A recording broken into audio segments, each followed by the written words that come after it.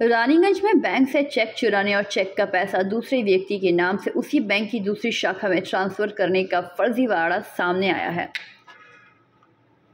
घटना के संबंध में पता चला है कि रानीगंज चेंबर ऑफ कॉमर्स के सदस्य सह रानीगंज की कतील मिल के मालिक बिमल बाजोड़िया नामक ने बीते 28 अगस्त को 2 लाख रुपए का एक चेक फिक्स डिपॉजिट के लिए अपने स्टाफ के मार्फत इलाहाबाद बैंक जो अब इंडियन बैंक में मर्ज हो गया है शिशु बागान शाखा में जमा किया था। चेक में उन्होंने योरसेल्फ MM लिखकर बैंक के काउंटर पर एक महिला कर्मी के पास जमा करवा दिया था।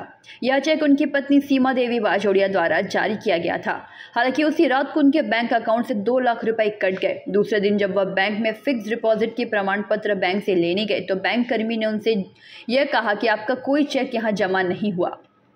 तो व्यापारी बिमल बाजोड़िया के होश उड़ गए। उन्होंने अपने मोबाइल पर मैसेज दिखाते हुए कहा कि उनके अकाउंट से 2 लाख रुपए काट लिए गए हैं। तब जाकर बैंक के कर्मियों ने संज्ञान लेते हुए खोजबीन करना आरंभ कर दिया एवं बताया कि यह 2 लाख की राशि इस शाखा से नहीं बल्कि रानीगंज के NSB रोड स्थित इंडियन बैंक की शाखा से RTGM के मार्फत कोलकाता के डलहौजी के मोहम्मद एहतेशाम के अकाउंट में ट्रांसफर की गई है। इसे देखकर बिमल बाजोड़िया ने रानीगंज थाना में FIR दर्ज कराते हुए रानीगंज चेंबर ऑफ कॉमर्स को पत्र देकर बैंक से अपने रुपए वापस दिलाने की गुहार लगाई।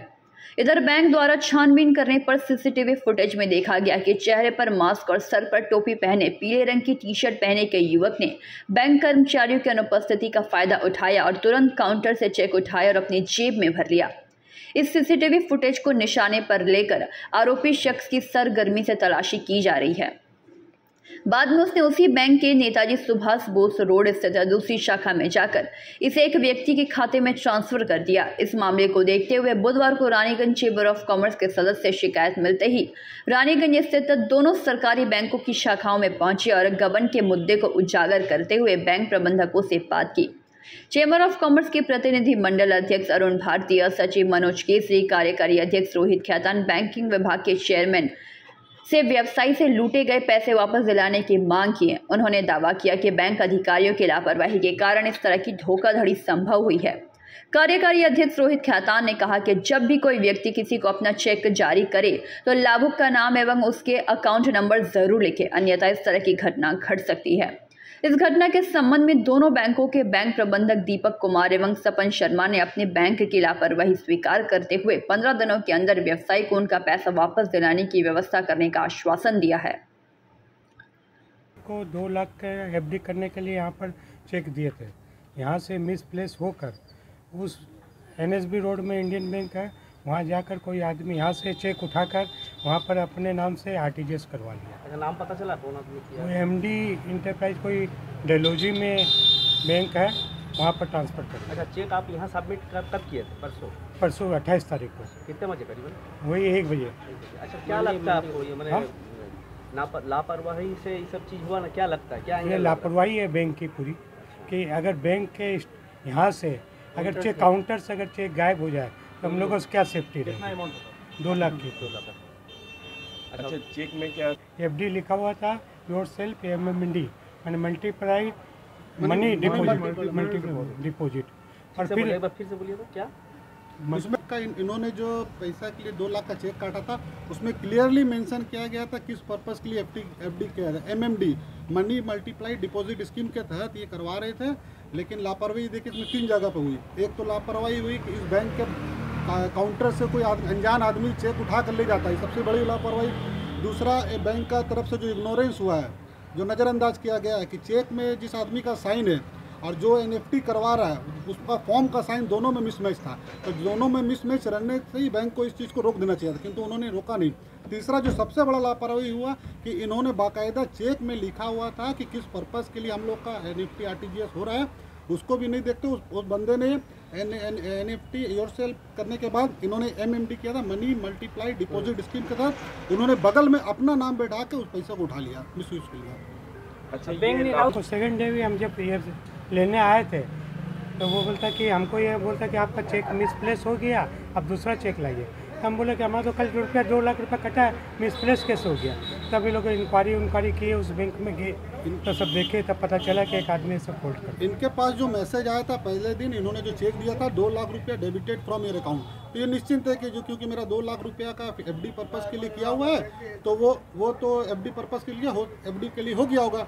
जब सेकंड ये जब सर्टिफिकेट लाने के गए एफडी के लिए, तो बोला आपका तो कोई चेक जमा नहीं था, एफडी का सर्टिफिकेट का आएगा। बोला हमारे पास मैसेज आया है, 2 लाख रुपया हम चेक दिए थे, डेबिट हो चुका, उसका हमको सर्टिफिकेट चाहिए। तो बाद में छानबीन करने के बाद ये सब सारी घटना सामने आई कि इनका अकाउंट से नहीं दूसरे अकाउंट में चला गया। अच्छा, मैनेजर से बात की तो अभी क्या उन्होंने आश्वासन किया? मैनेजर बोले कि हम लोग का प्रोसेस में लगे हुए हैं, जब तक कि हम 15 दिन के अंदर आपका पैसा रिफंड कर देंगे। जी, आपका नाम? विमल कुमार बाजोरिया। इलाहाबाद और इंडियन बैंक में बातचीत हुई आप लोगों का, क्या बोले मैनेजर ने विशेष तरह से? हम लोग का Vimal Bajoria Raniganj chamber of commerce के मेंबर है। इनका 28 तारीख को जो प्रॉब्लम हुआ था शिशुवन ब्रांच के अंदर में, हम उन मैनेजर से मिल के आके दीपक जी से, फिर हम लोगों ने आपका NHB रोड वाले ब्रांच में मैनेजर साहब से मुलाकात की।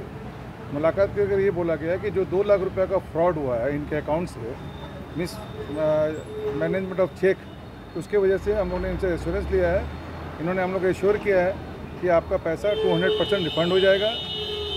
अपने शिशुवन ब्रांच वाले मैनेजर को बोले थे 15 दिन के अंदर अंदर हम लोग को चेष्टा करें, पैसा इनके अकाउंट में ट्रांसफ़र हो जाएगा। नेग्लिजेंसी लग रहा है, बैंक का नेग्लिजेंसी पार्ट हुआ है स्टाफ ओरिएंटेड जगह से।